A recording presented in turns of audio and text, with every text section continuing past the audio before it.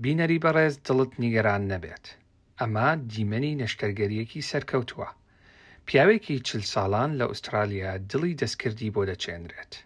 دڵەکە لە کانزای تایتانیەم دروستکراوە کە بەوە جیا دەکرێتەوە کێشی سووکە و لە کانزاکانی وەک ستیل و ئاسن قایمترە. بەکارهێنانی ئامێرەکە زۆر ئاسانە، تەنها ئەوە پێویستە ئەو بەشانە لە ژووری سەرەوەی دڵ بدوریت و دواتر کلیک لەسەر پەمپەکە دەکەیت و دایدەگیرسێنیت. دەست بەکار دەکات و بە هێواشی نەخۆشەکە لەو ئامێرەی تری دڵ و سیەکان دەکەیتەوە کە لە کاتی نەشتەرگەریەکە بۆ نەخۆشەکەماندا نابوو.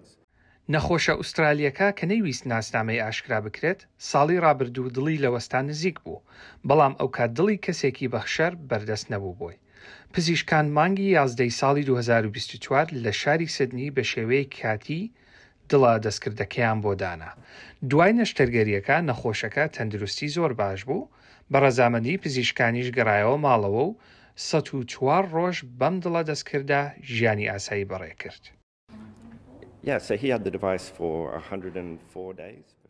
بۆ ماوەی 3 مانگ و نیو نەخۆشەکە و ئامێرەی دڵی دەستکردی بەکارهێنا و لەو ماوەیەدا توانی بگەڕێتەوە ماڵەوە، توانی ژیانێکی ئاسایی لە دەرەوەی نەخۆشخانە بەڕێ بکات.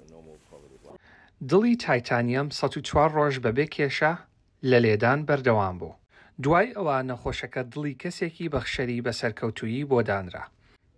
هەتا ئێستا دڵی دەستکرد تەنها بە کاتی و بۆ تاقیکردنەوە بەکاردەهێنرێت، بەڵام زانایانی پزیشکی دەڵێن ئەگەری هەیە لە داهاتوودا ئامێرەکە بە هەمیشەیی و بۆ ئەو کەسانەدا بنرێت کە کاندیدن بۆ چاندنەوەی دڵ.